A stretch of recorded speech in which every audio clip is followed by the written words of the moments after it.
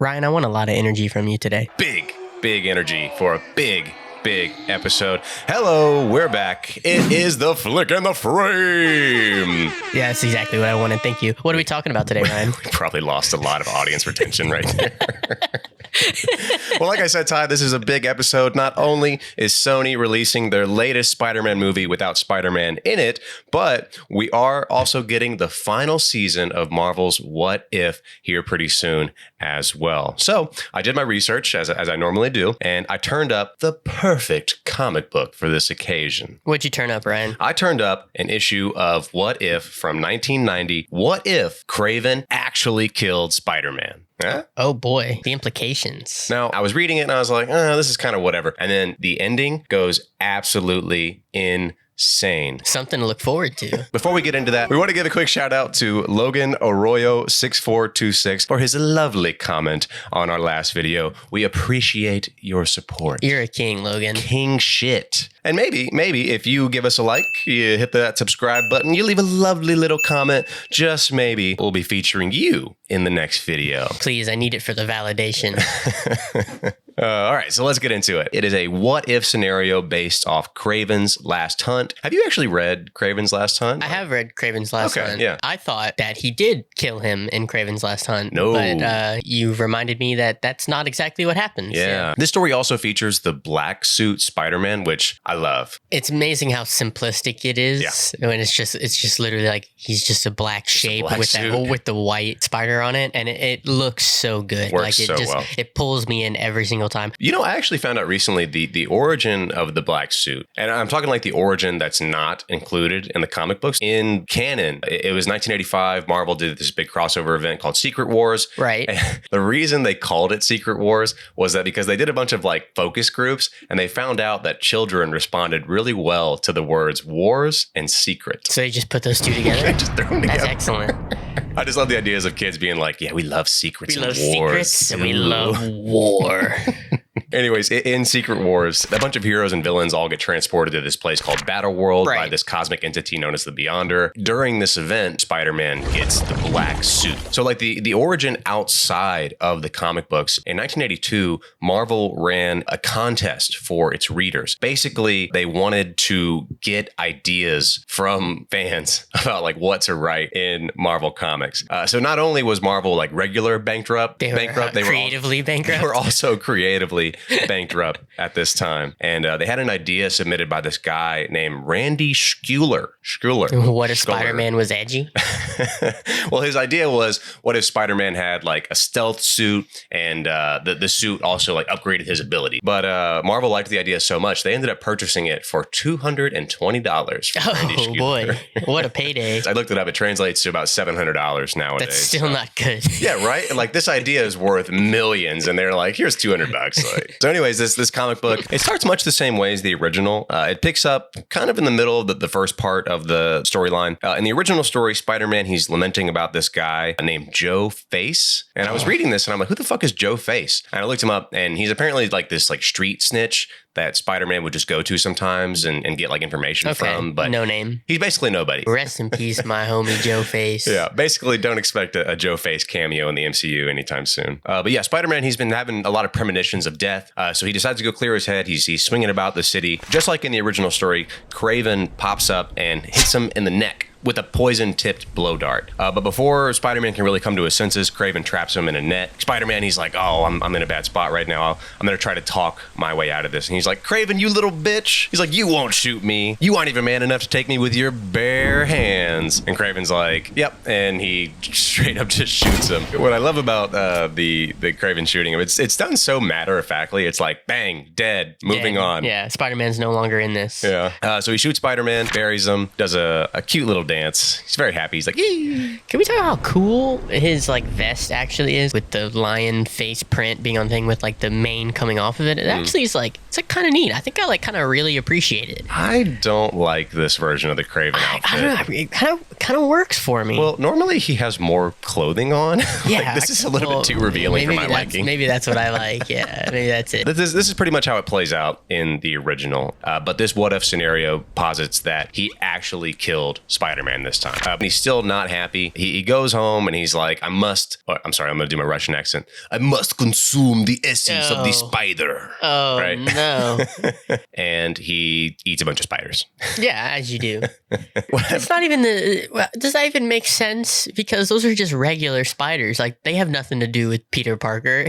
What essence is he absorbing? Just don't tell him. Just don't tell him. What I love about this, too, is that in the original story, he eats spiders before he confronts Spider-Man. And this story suggests that he also eats them after he kills Spider-Man. I just think he probably could have gone without eating spiders in general. I don't know. I think he's just developed a taste for it. Okay, fair enough. Really Man, likes it. it's a delicacy. But yeah, so much like in the original story, he dons a Spider-Man suit. He goes out to fight crime, but better than Spider-Man ever could. You think people aren't going to realize that Spider-Man's like thick now? He is a bit more broad. All of this is happening. We cut to Mary Jane. Peter's been missing for an extended period of time, and she's getting real worried about him. And she decides to go out and search for him. She hits the New York City streets late at night, and of course, being a beautiful young woman walking alone, she gets accosted by two men. Just like in the original story, Kraven shows up dressed as Spider-Man, absolutely trashes the guys, and then runs off without saying anything. Mary Jane immediately suspects that it's not Peter, and she decides to investigate. In the original story, she goes to see Peter's coworker from the Daily Bugle, Mr. Robertson. But in this, she just calls him. Okay. I don't know what changed. It's way faster. I guess it was. Him. Yeah. She's like, hey, have you seen my Peter? And he's like, nah. I was reading this and I went back to the original story and I was like, what does she do after this? She just goes home. She just gives up. Okay. Yeah. Like, she goes to visit Mr. Robertson and she's like, I guess I'll just wait at home. Well, she tried, Ryan. This story is it does give Mary Jane a little bit more agency, which actually ends up turning out really terrible for everybody in the end. Oh, excellent news. Yeah. So after calling Mr. Robertson, she ends up going to Flash Thompson's apartment and she's like, have you seen my Peter? And he's like, girl, if you don't know where that Peter is, nobody does. But there is one person we could talk to. So who do they go see? J. Jonah Jameson. J. Jonah Jameson. None other than the man himself. And they walk into his office and he's like, why isn't anybody getting any pictures of Spider-Man? Mary Jane, do you have pictures of Spider-Man? No? Then get out! And she's like, oh, Mr. Jameson, oh, Peter's missing. And he's like, you mean that bum isn't taking pictures of Spider-Man right now? And she's like, you dirty old bastard, why I oughta? And Flash is like, let's get out of here. So they leave and they go and visit another of Peter's friends, the Human Torch. Yeah, he is handsome in the 80s. Yeah, he's looking good. He's got that slick blonde hair. The blonde hair really works. Yeah. They explain to him what's going on. And it's at this point in the Marvel Universe also that Johnny Storm doesn't know Peter Parker is Spider-Man. Okay. But he's like, yeah, I know Peter. I'll look into Peter. it. Yeah, we're going to be roommates one day. Yeah. So he does a bit of research and he discovers that Spider-Man is like tearing through the city. He's like, Spider-Man's a tough dude. If he's going to be stopped, I better get some help. All right. So he decides to phone up some people. He calls Steve Rogers and then he hits up Matt Murdock. But they're like, all right, well, we're just going to drop what we're doing and we'll help you find Spider-Man. That's cool.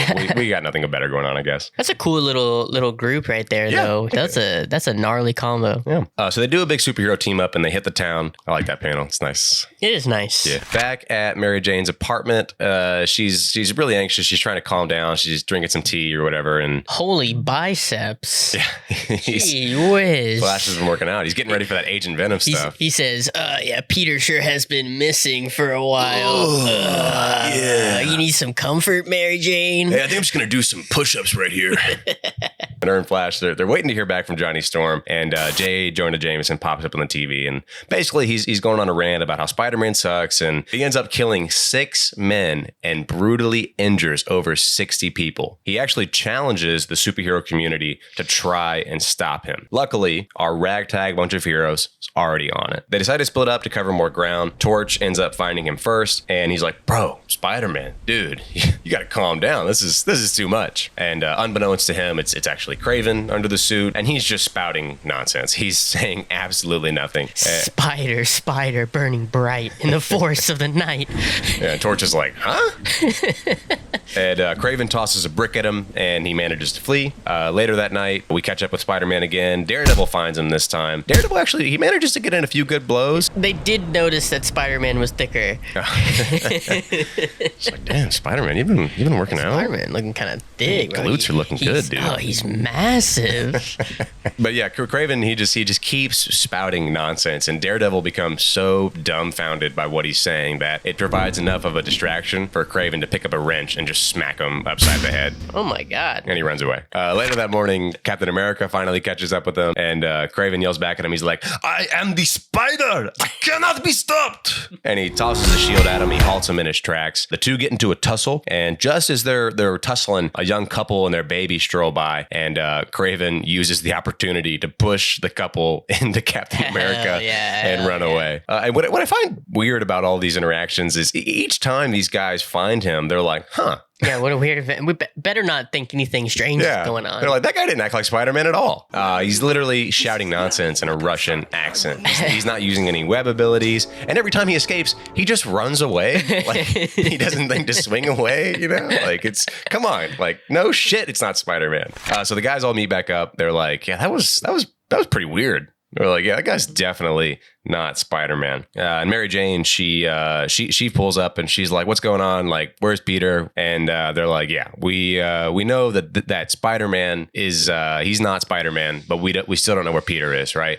And she's like, all right, I gotta tell these guys what's actually going on. But yeah, she reveals Peter's secret to the guys. They're like, what? Back in the New York City streets, we catch up with this Marvel character named Vermin. Vermin actually plays a pretty big part in the original Kraven's Last Hunt. Basically, he's like this guy. He's like a human rat hybrid. Wanders around the New York sewers, basically kidnaps people, and he's out one night. He's hunting for prey. He catches up with J. Jonah Jameson. He's trying to hail a taxi cab. Jameson, he can't seem to flag down a taxi, and he's like, am I the only person in the city with an ounce of alertness? And at that moment, and then he gets jumped from behind. Really good stuff. I love that. Choked out. Luckily for Jameson, Spider-Man shows up at that exact moment. I don't like Vermin's chances here. No. And in the original story, Kraven, he decides in his head that if he can best Vermin in a one-on-one, that will officially make him better than Spider-Man. And he's like, you, Vermin, you are my final test. My fire of purification. Let destiny draw us closer together. I could do without that. So the two, they get into a tussle. Jameson manages to break free. He ends up getting wounded, and he'll end up going to the hospital later. Kraven is just wailing on Vermin, like literally beating him within an inch of his life. Even Jameson's like, oh shit, this is serious. He's like, hey, relax. Yeah, whoa. Yeah. This attracts the attention of our heroes. They pull up to stop Kraven, and Kraven's like, you fools, none can stop the spider. And Cap's like, oh yeah? And just slaps the absolute fuck out of him with this shield. Yeah, look at him, bro. Bent his neck all the way back. Yeah, I'm going to put a great shield smashing sound effect in the video. Ooh, do another one. In fact, give me 3 in quick succession. Just anywhere? Like right now. Kraven realizes he's outmatched, and he decides that he must consume the spider, and he runs off. Wasn't that what he was doing earlier? No. His backup plan is to literally dig Peter Parker up and eat his dead remains. Okay, yeah, that's like a logical next step, I think. Yeah. He manages to get in a bite before Torch berates him with fireballs, and then he's subdued by Cap. Johnny Storm pulls up to the coffin to find Peter's dead remains, and he's like, oh, this is so fucked up. He's like, this is not good.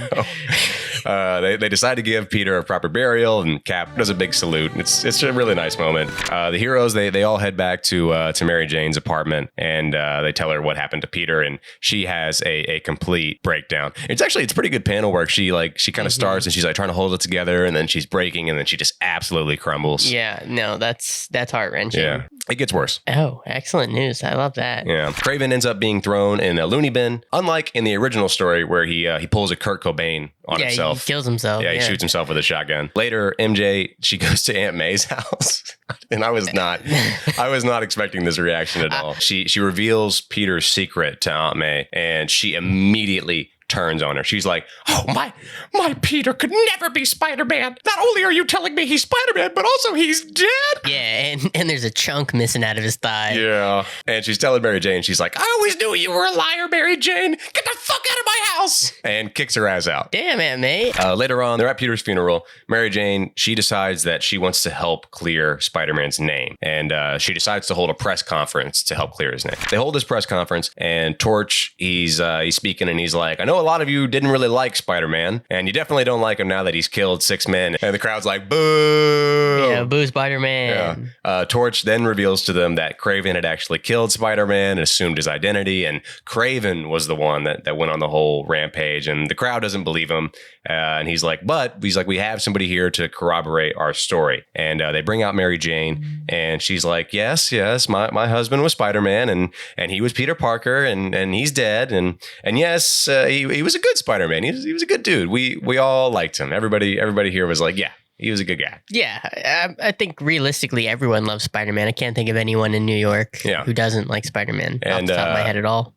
And who shows up fresh out of the hospital? J. Jonah Jameson. He's like, I always knew you guys were manipulating a bunch of sacks of shit. You've even roped this girl into your plans to try to, increase sympathy for Spider-Man. He's like, well, I'm not having it. I know Spider-Man attacked me, and it was the real Spider-Man, and he's not going to get away with it. He is a grade A hater, like a hater of epic proportions. He really hates Spider-Man. He loves pictures of Spider-Man. He loves pictures of Spider-Man. But he's going off, and Mary Jane's like, none of that's true. You're a bullshitter. And Torch is like, I need to take control of this situation. And he's like, hey, you need to chill out. Like, seriously, bro. And they end up getting to a little tussle, and I'm getting a bad feeling about this. He ends up making Jameson fall over. The public, they're videoing it. They're photographing the whole thing. They catch all of it. And in the Daily Bugle, they publish a story that basically superheroes are now harassing senior citizens.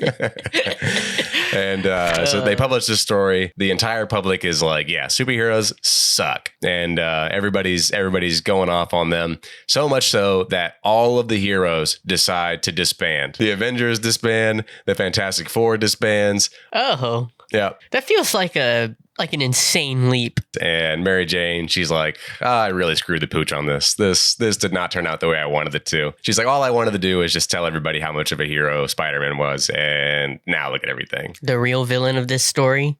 Mary Jane. She kind of fucked everything up. Yeah. Like I said earlier, like her agency kind of turned into something really terrible for everybody in the Marvel Comics superhero community. But she vows to make it right. And she's not going to stop until Spider-Man's legacy is What do you mean that will not be the legacy Spider-Man left behind? He's dead. It is the legacy he left behind. Yeah. It's over. And the Watcher pops back up. Yo, the Watcher's kind of buff. Yeah, he is. He's been working out. And he's like, yeah, that was fucked up, right? He's like, all right, well, I'm off to watch something else, I guess. Yeah, gonna go watch something else. This is horrific. This is over. And that's the end of the comic book. Yeah, that's pretty intense. I think the Kraven eating him part is pretty out of pocket. Like I said, I was reading this and I was kind of like, oh, this isn't really much. Like, this is kind of, I would say, like, substandard. Because I feel like a lot of what ifs, it's like, what if Ghost Rider ate the Punisher's dick or something like that? And it's like, whoa, that's something I want to see. But this one, it's like, oh, on the surface, it didn't really seem that great. And then it kind of turned into something just really fucked up at the end. I have the same problem with almost all what if comics where, like, they're always fun, but they always have the same thing. The last 3 or 4 pages, they're like, and also this fucking crazy thing happens. Punisher ate Ghost Rider's dick. Punisher ate Ghost Rider's dick. Penance stare. Yo, imagine making eye contact with Ghost Rider. Hey, Marvel, if you're listening, we're writing $1 billion idea for you right now. But anyways, that is our Kraven What If crossover episode. Thank you for joining us today on The Flick and the Frame. This has been another episode of Thought Bubbles. We hope you enjoyed this. Please leave a like on the video. Leave a nice little comment. Maybe it'll get featured in the next video. Subscribe, because we know who subscribes. You're not going to be in this video if you're not a subscriber. I tell you what. Do we? Sometimes. Sometimes they're hidden.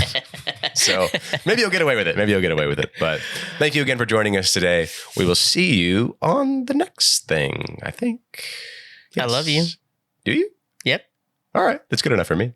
Do you love me or do you love the listeners? I'll leave that up to you guys. Wow. You never say it back, so. Fair enough. Goodbye.